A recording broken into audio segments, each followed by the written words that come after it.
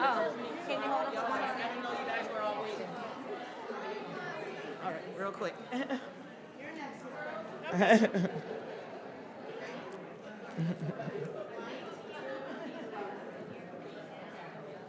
Thank you.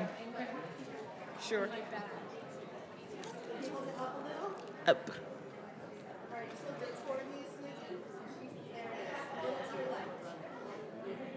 This is my left. You getting the podium? Uh, okay, you got the podium. Okay. Yeah, you were hired. I'm like, where's she going? and Jenny. Jenny. Hello. Yes. I don't know what I just did with my phone. Hope I ain't lose it. I mean, it's somewhere in the iron. It's somewhere in the iron. Tell us what to do. All Yes. together.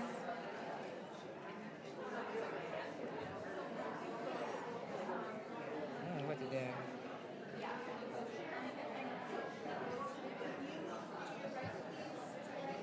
Oh, is this the right? Uh, oh, she really got a job now.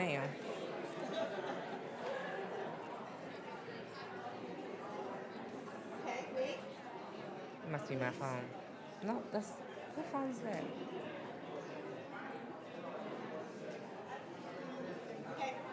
Thank you. It'll be in the mail.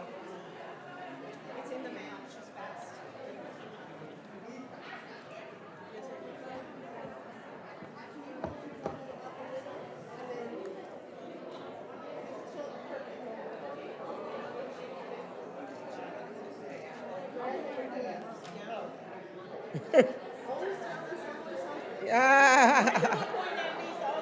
Phil, hi Phil. Do you send photos to people? Do I send Can you them? send that to Oh me? yeah, for Okay. sure. Let me take it with my Okay. phone right now. Okay. Okay.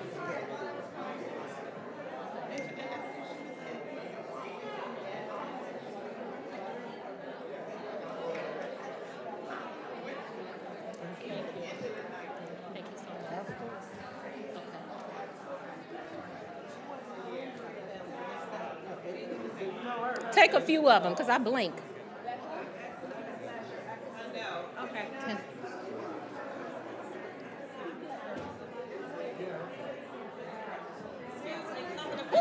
Oh, oh.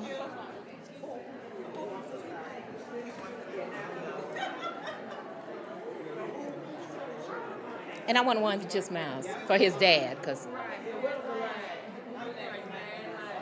Okay, let me get you.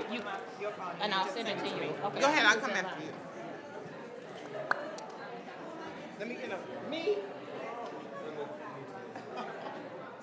Thank you. You want to? Okay. Come on. You want to stand over with him? Come on this side. Thank you.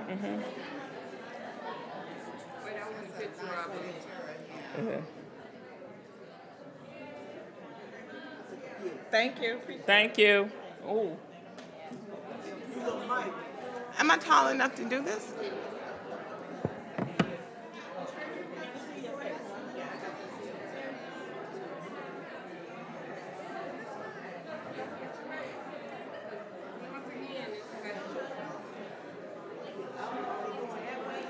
Adrian, did you get mine? Okay. Thank you. Come on, Brenda.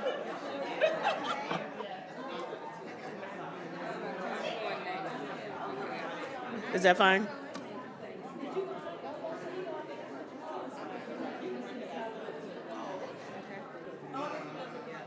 Thank you.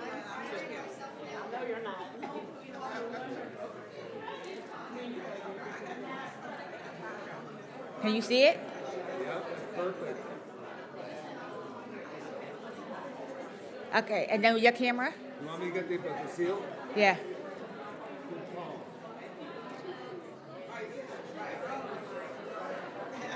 Tilt the top of the tissue down.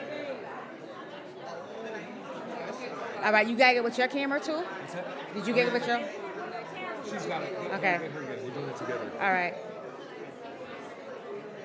Do any of you want to hold your picture up? Can we get a group photo? Let me get After you take your photo, like, can we together? Got you still here. We're gonna get back in there again. Is it good? Oh, sorry.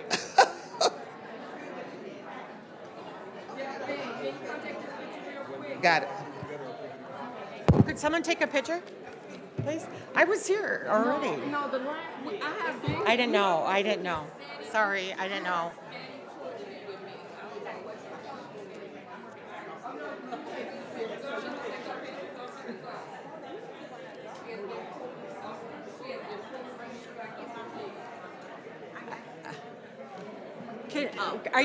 Are you able to get a photo?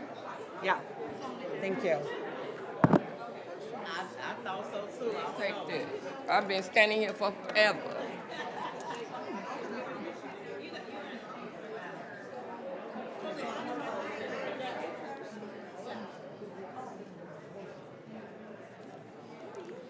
Thank you.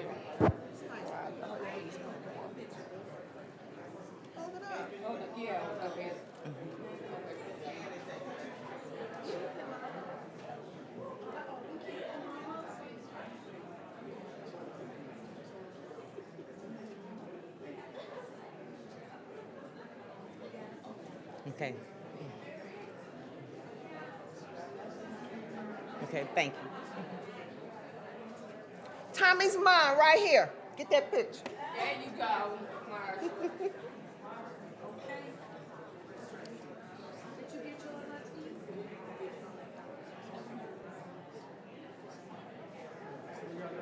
Okay.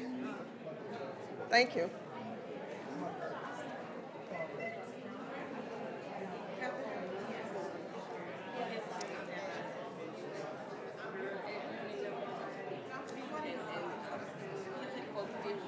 Thank you. Thank you.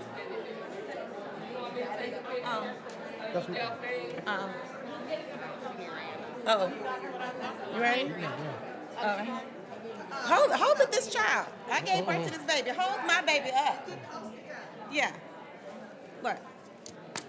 Hold that baby up. I work for him.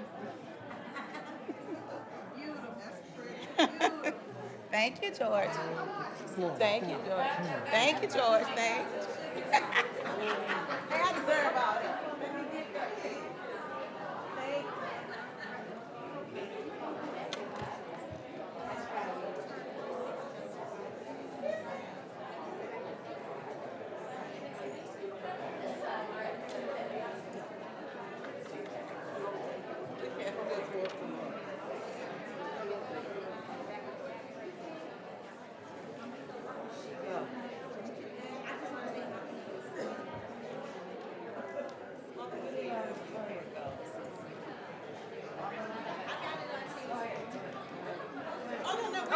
Sorry. Hey, everybody. The senators and our great congressional leaders are showing up for the press conference, and I want to invite the survivors and the young people with the photos to come stand against a wall. Yeah, so I invite all the survivors to join us back here. I'm going to stand behind the speakers. Gonna have, yeah, against the wall, yeah. Make room for the, oh, you're still getting pictures taken? Yeah. We just need some room for the speakers, so you might want to back up a little bit against the wall. Maybe we can move that table. Is there a table right there? Oh. Okay. Everybody worth the energy. I know. Okay. I'm coming. Great. All right. Should we move that table? All right, Garnell's moving that table. Okay. Yeah. We just need to make some room right here for all the speakers. Yeah. So we gotta make some. Yeah. We need probably a little more room. So if you guys can take a step to the left. Yep. Step to the left. Step to the left. And maybe step to the right a little bit. Yeah, step to the right a little bit. There you go. So are we going to stay up here the whole time? Yeah. We are. Yeah, it's not going to take that long. But we need to make a little more room for the speaker. So everybody step to the right and step to the left. They're coming. There's going to be 1, 2, 3, 4, 5, 6, 7, 8, 9 speakers. So we need to make room for 9 speakers right here. Yeah. So if you guys can shift that way a little bit more. Yeah, do a line dance. Yeah.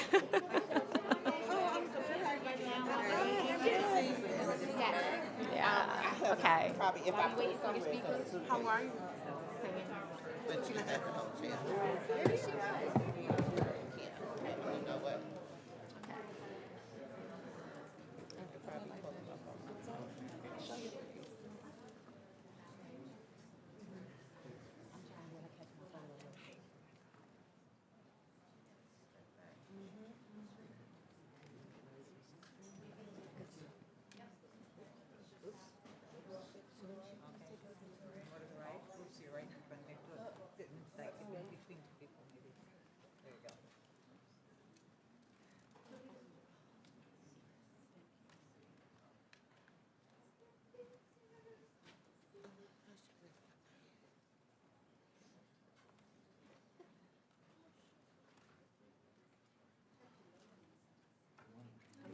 Good morning. I don't want to block you now. No, I want you. I want you to be right here. You're good.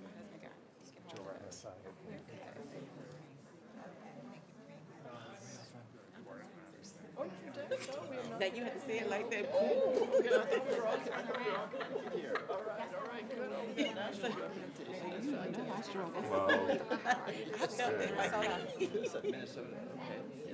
Where are you from? Illinois. Thank you for coming. Thank you.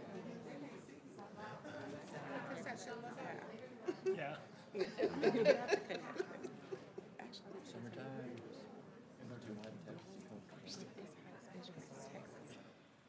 you know if is Rosa planning to? I think so. I heard that.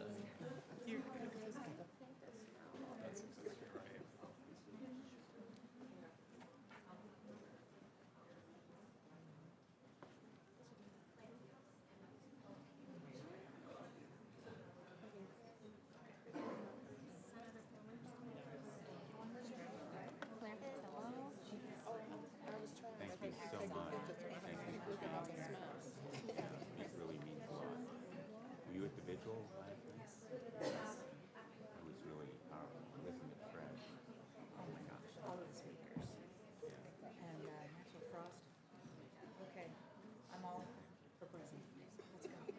In 15 years. Yeah, right. He's learning and growing. You know Joe Courtney? And colleague Jim Hines?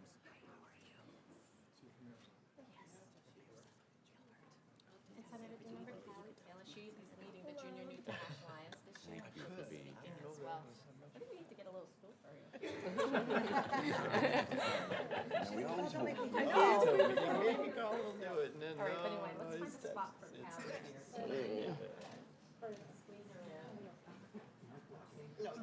No, you're wonderful.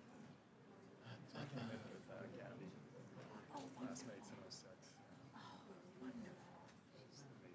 I'm hoping, we're meeting with Gabby at 11:45, so I'm hoping that Gabby will be with us. She was last year. He was at the Christmas party in Atlanta. She had the same table together.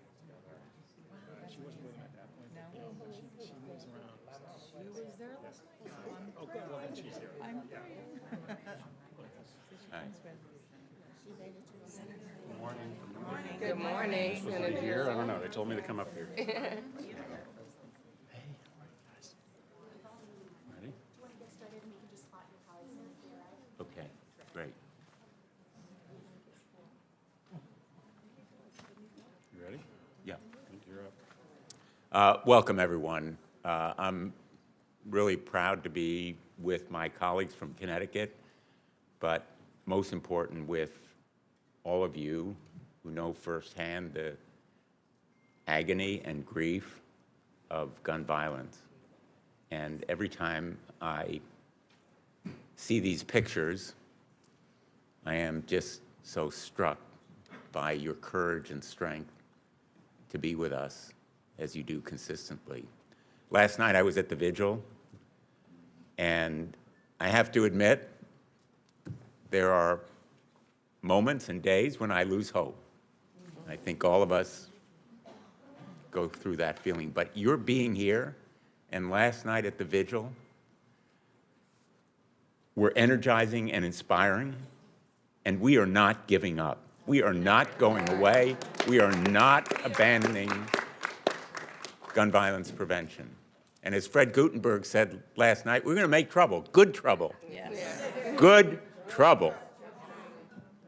There is no way that we are surrendering to gun violence in this country. And we know not only in our hearts and our minds, but from evidence, real hard evidence, that these measures work. They save lives. In Connecticut, we have the strongest gun violence measures in the country, and they work. They save lives. We have the evidence that they do. And the bipartisan Safer Communities Act, we know, is working and saving lives.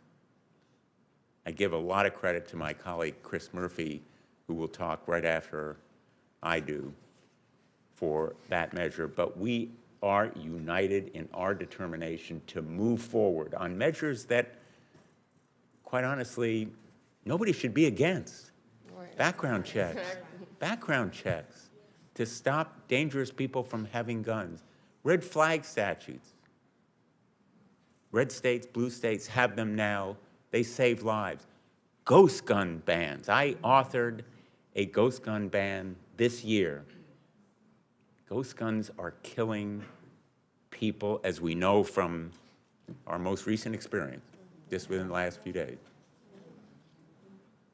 Made on a kitchen table from a kit or on a 3D printer, untraceable, no check whatsoever. Ghost guns are the biggest emerging threat on gun violence. Ask police, ask the cops what they fear, ghost guns at crime scene. And repealing PLACA. We know that gun manufacturers will be deterred if they are made to pay, if they are held accountable. We need to continue breaking the grip of the gun lobby as we are doing, continuing the movement that we have started.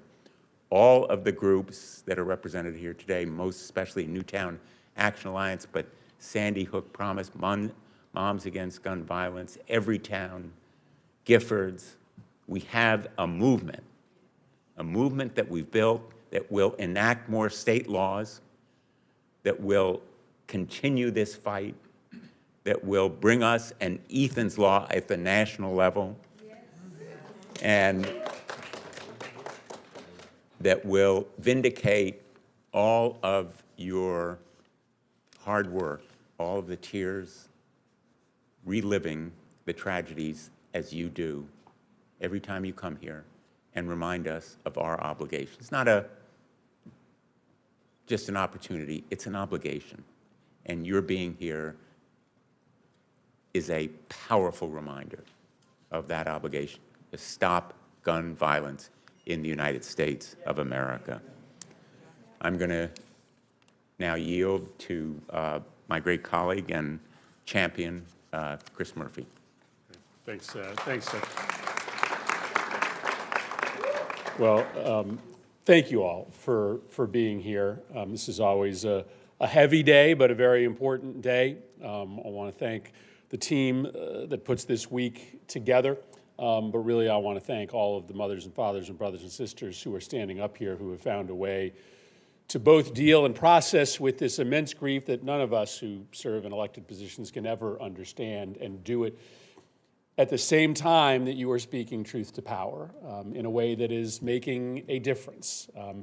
And I know, like, right now, it is hard to see through that cloud, right? That combination of grief and electoral loss. But I want to tell you what progress looks like, right? Just over 2 years ago, we, for the first time, all of us, collectively, broke 30 years of inaction in Congress, and we passed the first significant anti-gun violence bill in 30 years in this Congress, the Bipartisan Safer Communities Act, right? Now, that was a victory to celebrate on that day, but it wouldn't have mattered if the promise we made didn't come true, right? What did we say? We said if we get a little bit more serious about keeping guns out of the hands of dangerous people, if we put money into communities, right, that are dealing with high rates of violence to interrupt those cycles of violence, we'll make a difference. We said the gun industry is wrong. It's not more guns that protect us, it's less guns in the hands of dangerous people. We put that theory to test when we passed the Bipartisan Safer Communities Act. Now, not a single one of us is going to rest until there is not a single shooting in a city anywhere across this country, that our kids are safe wherever they go, from a church to a shopping mall to a school. But we shouldn't be shy about celebrating that since we passed the Bipartisan Safer Communities Act, gun murders have fallen by 20% in this country, right? Mass shootings this year, right? One is too many, but mass shootings in this country this year are down by 25% compared to last year. Now listen, that doesn't solve the problem, but it is proof of concept that if you change the laws of this country, you save lives. And there are literally tens of thousands of other mothers and fathers and brothers and sisters this holiday season who are not grieving a dead loved one because those numbers are so fundamentally different this year than last year. And let me give you one other sliver of good news. What we want is for this issue to be apolitical, right? We don't want this to be a fight between Republicans and Democrats. We just want everybody to do the right thing, right? So after Donald Trump was elected, I get it, our shoulders slumped a little bit because we wondered whether we could get anything done. But you know what popped up on my screen about 2 weeks after Donald Trump was elected? An op-ed penned for a major national publication by 3 Republican senators.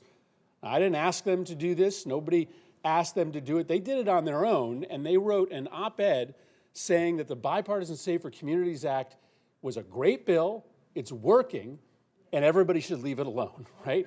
And so that was unthinkable a decade ago, that you would have Republicans proactively, right, joining with us to defend tougher gun laws. But you know why that happens? Because we built this movement.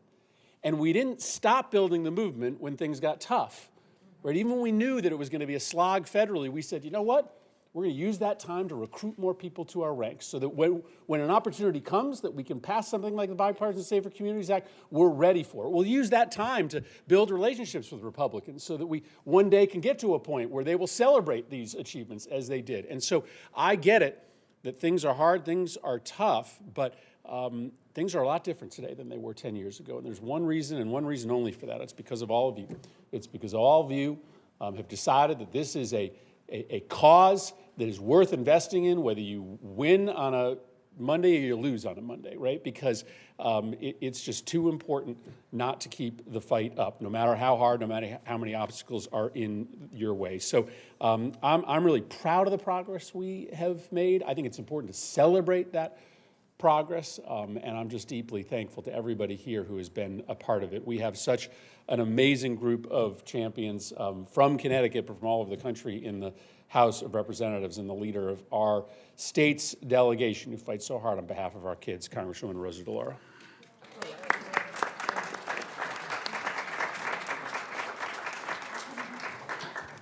Good morning, and thank you very, very much. It is a solemn day, but it's wonderful to see the strength, the courage, the tenacity, the sacrifice of all who are here, who may get knocked down, but you don't get knocked out, and you're there, and you're making the fight. You continue to make that fight, and you make that fight every single day.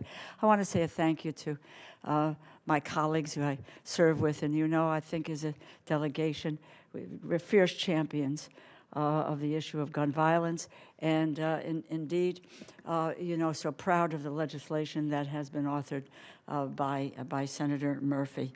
I also want to just thank Kristen Song, Callie Taylor, Claire Patillo, Nancy Rosette, and all of those who are here today. You have endured tragedies that no one should ever have to face. And we're all aware of the strength that you have shown and the fight that you make every day to make the world a better place. And you do it on behalf of the loved ones that you have lost. It's your loss who drives you to help others not to have to go through it. We will never, ever forget. It's 12 years now to the day since the community of Newtown, Connecticut was shattered. It was senseless, devastating act of violence. 26 precious, irreplaceable young souls were taken from their families and from their community forever. No words. There are no words to heal the wounds. I see the pictures and so forth. You try. You try to say some things about it, but our hearts ache for the parents, for the grandparents, the sisters, the brothers, the friends, the moms, the dads, relatives, whose lives really will never be the same. That's a fact. But together, we gather to reflect, to honor the family survivors, to mourn the lives that were taken that day. And folks who will tell their stories, I say thank you for doing that, because that takes great courage. And that's what you demonstrate. The bond that we have with all of you is forever. And please understand that. You have stood, many of you, shoulder to shoulder with the Sandy Hook students, advocated for strong gun violence prevention laws, and we won't abandon this mission. Families and communities across the country have suffered, as we did in Connecticut. And the frequency of the shootings in the U.S. is traumatizing as it is unrelenting. And we are, with all the progress that we have made, and we applaud, and we do have to understand the progress that have made. But the United States is a global outlier for gun deaths, and there can be no disputing the toll that it takes on our society. We have seen already 482 mass shootings, according to the Gun Violence Archive this year, more than one every day, an unfathomable amount of death to be occurring on a daily basis. 2 days ago, 2 people were killed, 2 more injured in a shooting at the restaurant's Christmas party in Lake Worth Beach, Florida.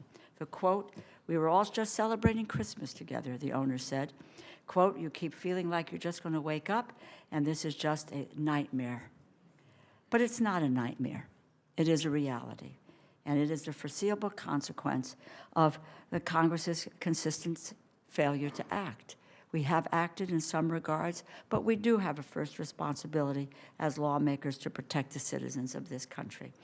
And we have to move to continue to work at it, to build on the momentum of the Bipartisan Safer Communities Act. But until we take action, our friends, our neighbors, innocent children will continue to die in this nation. And it's a moral obligation, it's a moral responsibility that we have to protect more Americans from just becoming statistics. No matter how longer or how hard it is, we continue to demand action. And we cannot let our fear and loss calcify into apathy and accept a state of permanent violence as normal. I talked to, and Senator Murphy did, unbelievable progress that has been made as a result of that piece of legislation. That just tells you that the necessity to build on it, because this institution has the ability to change lives, to transform people's lives, to make a difference, to stop the violence against children in this nation. We have that power to do it. We just need to continue to make the demands on the institution that can allow us to go forward. We will fight in the Appropriations Committee this year to protect funding for firearm injury and mortality research at the NIH, the Centers for Disease Control. We established that in 2020, and we got to be united in that fight to save the lives, to end gun violence, and not play partisan games with this critical research. We have to continue to support, as I will, the federal version of Ethan's Law. Common sense safety measures simply requires gun owners to properly secure their guns. And you'll hear from Claire in a little bit. As many of you know, Kristen and Mike Song lost Ethan 5 years ago, killed with an unsecured gun in his best friend's house. They fought. They advocated throughout Connecticut, passed Ethan's law through the state legislature. They took their fight here to the nation's capital. We introduced Ethan's law in the House. Last Congress, it passed the House as part of Protecting Our Kids Act. And this Congress, we filed a petition, a discharge petition, to force a vote. We need to get that vote again, and we need to get a vote in the Senate as well. Our delegation and our party and our party are ready to work. And I will call on my Republican colleagues. It's not a partisan issue. Our children are nonpartisan. Our children are nonpartisan. Their lives are nonpartisan. Saving their lives is nonpartisan. So I look to all of you to continue. Sometimes it gets weary, and you say, can I make it another step? It's my mom who taught me this. Never take no for an answer, and never give up. And none of you ever will. God bless you. Thank you, thank you, thank you, thank you. And it is my great honor, really, to introduce someone, and she can say it all, Claire Patillo, to share her story about her son Christian and Christian's law in Arizona. Thank you, Claire.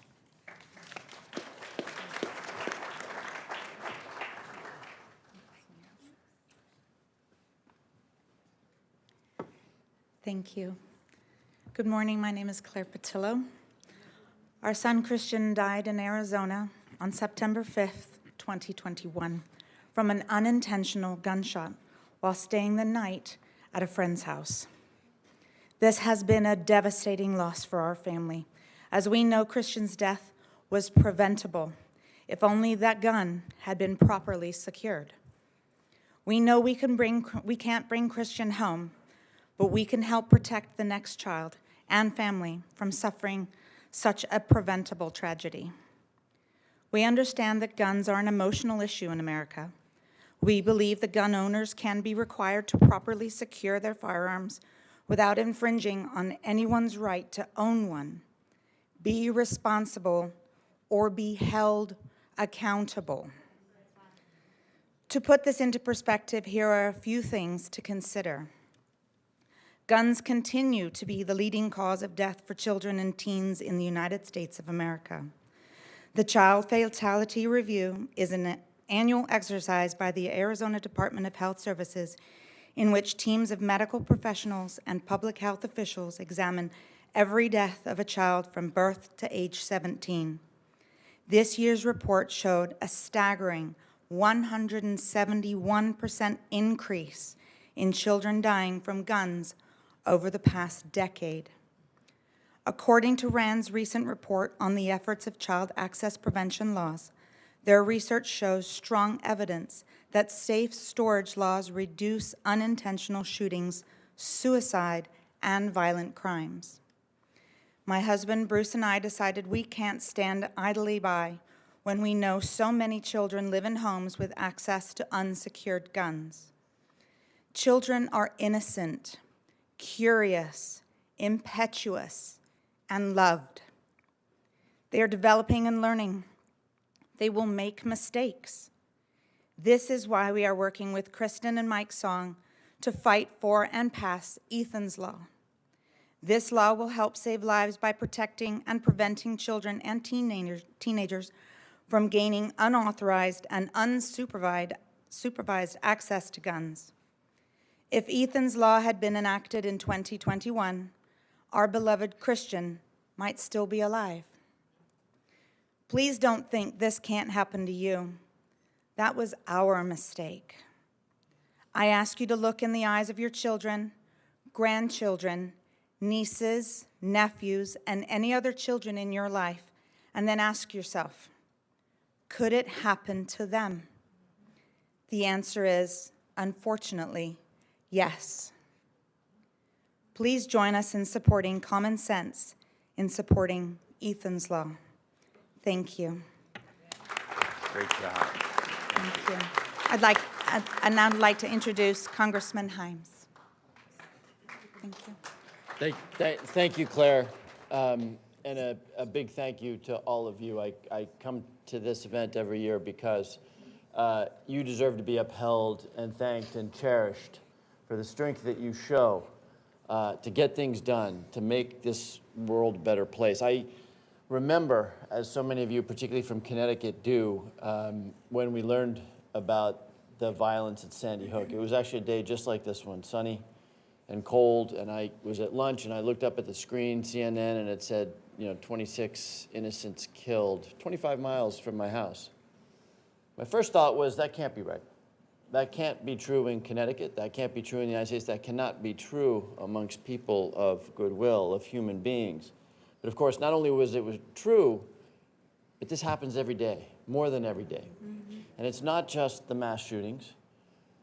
Very rarely does a month go by when I don't have a young person in the city of Norwalk or Bridgeport or Stamford who has no alternative but to be out on the street.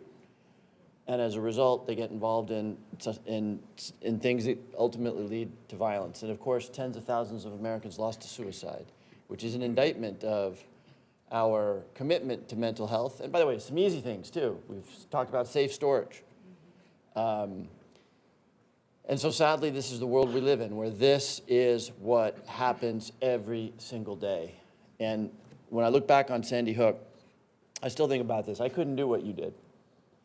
I have no doubt in my mind that I would not have found the strength, having lost a child, to turn that into something good, to turn it into advocacy, to turn that into the demands that someone else's child might not suffer the same fate. But you did. And thank you for that. And as the senators have so well established, it made all the difference to probably thousands of Americans who are alive today because of the Safer Communities Act. And we know what needs to be done. We've said it many times today. Safe storage, assault weapon ban, universal background check. These are not controversial or difficult things. And I'll just close with this observation. It does get caught up in the partisan fight here. It shouldn't, but it does. People focus on what the NRA is saying or what this advocacy group is saying. Nothing is more powerful than human stories. So Claire, the story you just told, Kristen, the story, sadly so similar to Claire's. You tell those stories and you move hearts, even in this building, even in this town. So keep it up. I am so stunned by your strength and your courage. Please, please, please keep it up. Thank you. Next will be my colleague from the Hartford, Connecticut area, Congressman John Larson. Thank you, Jim. And I want to thank the delegation and our senators, and especially Senator Murphy for his incredible work that he has been able to do. We're proud of this delegation and how we stick and fight together. But more proud of those of you that are here. Those of you who, as Jim said, share your stories. Those of you who carry a mission in your hearts because of the incredible loss that you have endured.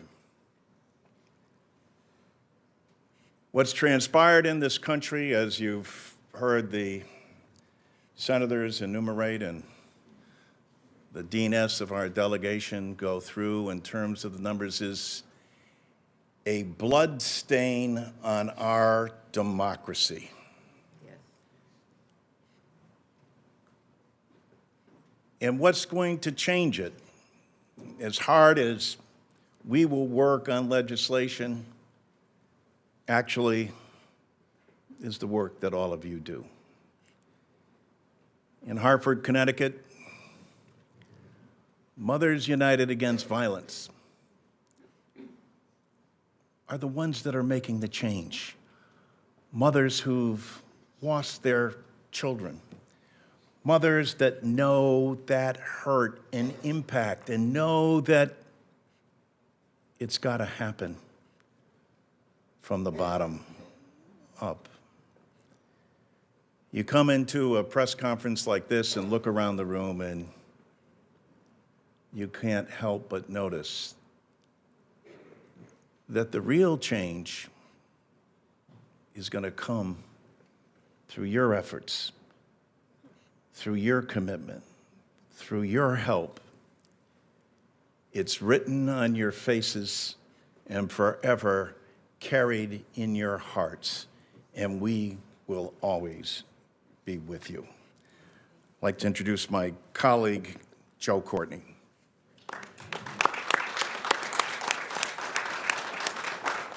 Thank you, John, and good morning. Again, the presence of people here from California to the East Coast together, I think speaks more powerfully almost than any words about the fact that people are not ready to give up or really just sort of, go into a, cave because of what happened in this last election. Hakeem Jeffries, the leader in the House, over the last few weeks or so since November 5th, has been just reminding us in every single meeting that if back in 2017, when Donald Trump won the election in 2016, the House majority was 242. Today, it's 220, and for the first 3 months of this coming year, it'll be 217. So it'll be a majority of 217 to 215. I mean, you really have to go back in the history books to see a House that is that majority that is that precarious. And I say that because the fact of the matter is there are going to be moments over the next 2 years where whether it's going to be just must-do things like the debt ceiling and keeping the government open, where there's going to be opportunities with that precarious of a majority, because there are members on the Republican side, as Chris said, who frankly come from districts where sort of rock-solid defense of the NRA and opposition to any gun violence measures like Chris Murphy's amazing bill is not going to work for them. So there really are going to be opportunities, and people like Hakeem is saying is really got to recognize that we still have to stay on our toes here in Washington. Number one, to obviously protect the progress that Chris's bill made, but also to find opportunities for really, common sense measures like Ethan's Law to possibly make its way through the process. It was a bruising election, and frankly, the most corrosive moments is when you have the president-elect saying things like "get over it," or the vice president-elect saying that school shootings are a fact of life. Again, it's not a fact of life. There are things that are facts of life, but school shootings is, to say that is just a really just abhorrent, awful thing to say. And your presence here shows that we're not prepared to accept that narrative, and we are going to move forward to make sure that we protect life, particularly of our children in schools, as opposed to the really negative, corrosive, insidious type of comments that we heard in 2024.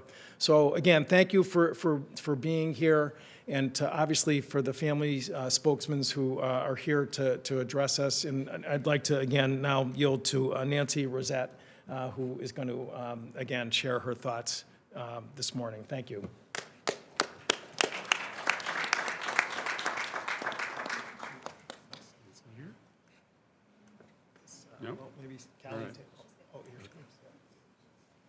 Good morning. My name is Selena. I'm going to interpret for Nancy as soon as she finishes her speech.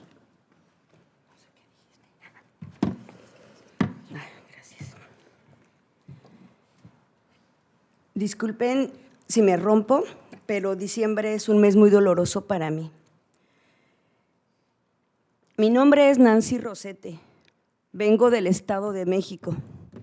Soy madre de Elvis Axel Torres Rosete. Él tenía 17 años cuando me lo desaparecieron. Fue víctima de la violencia perpetrada por armas de fuego estadounidenses. A sus escasos 16 años conoció las drogas, específicamente la marihuana, por lo que en su miedo lo ingresé a una clínica particular de recuperación. Mi hijo estaba a punto de salir tras meses de rehabilitación. Él mismo me pidió lo ayudara. Me dijo que ya no quería consumir, por eso lo llevé a la clínica que se llamaba irónicamente Salva tu Vida. Pero en esta clínica mi hijo fue desaparecido forzadamente. Él ingresa en junio del 2010 y la versión del dueño de la clínica es que lo envió junto con otros 2 chicos al estado de Matamoros, Tamaulipas, en México, por un paciente más del cual la mamá solicitó el servicio de rehabilitación. Pero al día de hoy no he vuelto a saber nada de mi hijo. Ya son 13 años, 11 meses, 11 días que no sé nada de él. Es mi único hijo y lo amo demasiado, por eso lo sigo buscando. El hombre que dirigía la clínica tenía protección de la policía. Representaba la clínica Salva tu Vida, afirmó ser el terapeuta y preocuparse por las personas que reciben tratamiento, pero en realidad estaba coludido con la delincuencia organizada. Vendía droga y andaba armado para amedrentar a los pacientes y estos hicieran lo que él quisiera. En este largo tiempo me he visto en la necesidad de salir a buscar a Elvis por todos los medios posibles para lograr atención tanto de la ciudadanía como del gobierno mexicano. He realizado marchas, plantones, huelgas de hambre, reuniones con autoridades. Lo único que me he ocasionado son amenazas. Después de 4 años persiguiendo a Fernando Sandoval Díaz, dueño de la clínica, finalmente lo detienen con armas de fuego estadounidenses. Traía drogas, venía vestido de policía de investigación federal en una camioneta robada. Herramientas y acciones que le permitieron desaparecer a mi hijo y a otras personas más. Estoy segura de que muchos de ustedes están familiarizados con la violencia que ocurre en México, pero ¿qué pasaría si les dijera que México solo tiene una tienda de armas y está ubicada en una base militar? El 70% de las armas de fuego recuperadas en delitos en México se retoman a Estados Unidos. Estas armas llegan a México a través de exportaciones legales y tráfico ilegal de armas. Son 116,000 personas desaparecidas forzadamente en México. Las armas que los están matando en Estados Unidos son las mismas que nos matan y nos hacen desaparecer en México. Sabemos que aprobar leyes de seguridad en armas en Estados Unidos como las que defendemos hoy también salvará vidas en México. Estoy aquí para apoyar a los sobrevivientes de Estados Unidos y pedirles que apoyen a México. Gracias a Dios por mi hijo, gracias a ustedes que me escuchan y gracias a Global Exchange por apoyarme. Y hoy lucho por lo que le pasó a mi hijo, no le pase a nadie más. Thank you.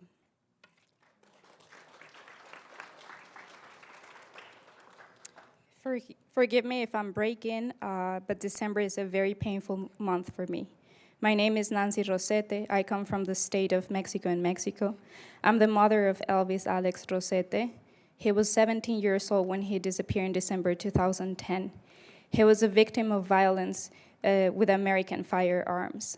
At just 16 years old, he discovered drugs, especially marijuana. So because of that fear, we admitted him into a rehab clinic. My son was about to leave after months of rehab. Himself asked me to help him. He told me that he was no longer wanted to consume drugs. So I took him to this clinic that was ironically called Save Your Life. But in this clinic, my son was forcibly disappeared. He was admitted in June 2010, and the clinic owner's version is that he sent him along with 2 other boys to the state of Matamoros, Tamaulipas in Mexico for another patient whose mother requested rehab services. But to this day, I have not seen my son again, and it has been 13 years, 11 months, 11 days since I heard of him. He was my only son, and I love him so much. That's why I continue to look for him. The man who ran the clinic had police protection. He represented the clinic's Save Your Life. He claimed to be a therapist and to care about the people who receive treatment. But in reality, he was in collusion with organized crime. He sold drugs, and he went around armed with intimidating patients so they would do what he asked them to do. In this long time, I have seen the need to go out and look for Elvis all possible ways to get attention from both the citizens and the Mexican government. I have carried out marches, sit-ins, hunger strikes, meeting with authorities, but the only thing that has caused me is to suffer threats. After 4 years of pursuing Fernando Sandoval, the owner of the clinic, they finally arrested him carrying American firearms. He was carrying drugs as well, and he came dressed as a federal investigation police in a stolen van. Tools and actions that allowed him to disappear my son and other people. I'm sure that many of you are familiar with the violence that occurs in Mexico, but what if I told you that Mexico only has one store and is located on a military base? 70% of firearms recovered in crime scenes in Mexico are traced back to the US. These weapons come to Mexico through legal exports and illegal armed trafficking. 116,000 people have been forcibly disappeared in Mexico. The weapons that are killing them in the United States, that are killing you in the United States, are the same ones killing us back in Mexico. We know that passing gun safety laws in the United States, like the ones we are defending today, will also save lives in Mexico. I'm here to support the survivors of the US and ask you to support Mexico. Thank God for my son. Thank you for listening to me, and thank you, Global Exchange, for supporting me.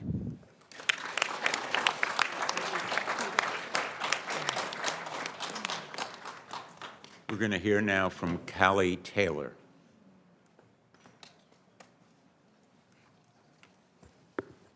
Hello, my name is Callie Taylor, and I'm a junior at Newtown High School and a co-chair of Junior Newtown Action Alliance. My mom was a second-grade teacher at Sandy Hook School the day the tragedy happened. She was there at the time of the shooting, and by chance, she and her students were able to walk out of that building. Make no mistake, their lives were changed forever. While I was not in the building that day, it has continued to impact my life. It was not until second grade that one of my friends had told me about the shooting at Sandy Hook. A classmate and friends of mine, towns away from the school, knew what happened that day, and I didn't. He told me that a man with a gun had walked into the school and proceeded to use it to shoot both the adults and children in the building. Up until then, I had believed that a bear had attacked the elementary school, despite my parents telling me the truth numerous times. I was only 4 at the time of the shooting, therefore I was not able to process what had actually happened, and nor should I have had to.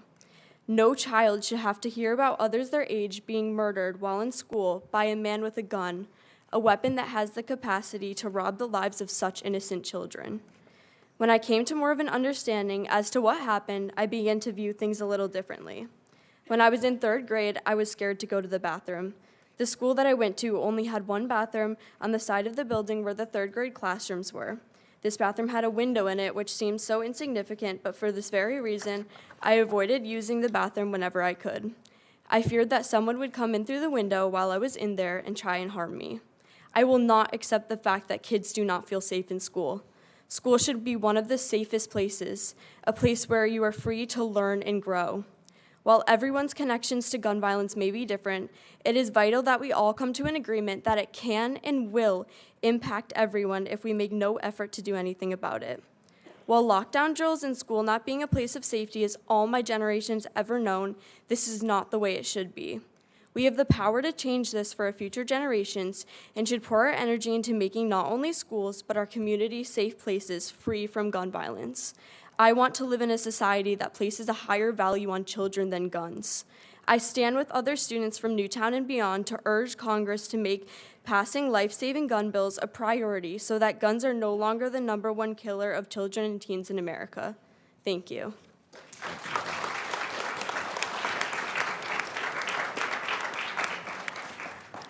Thank you so much, Callie.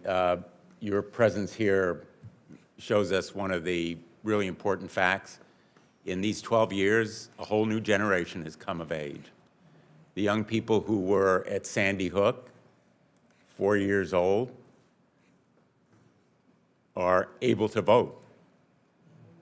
They are going to make a difference. A whole new generation is there to fight gun violence. And this movement will only grow stronger. We're going to get it done. Thank you for coming today. and look forward to being back here. It will take us being back here next year, maybe the year after, but it makes such a big difference that you are here. You are the warriors for gun safety in this country. Thank you so much.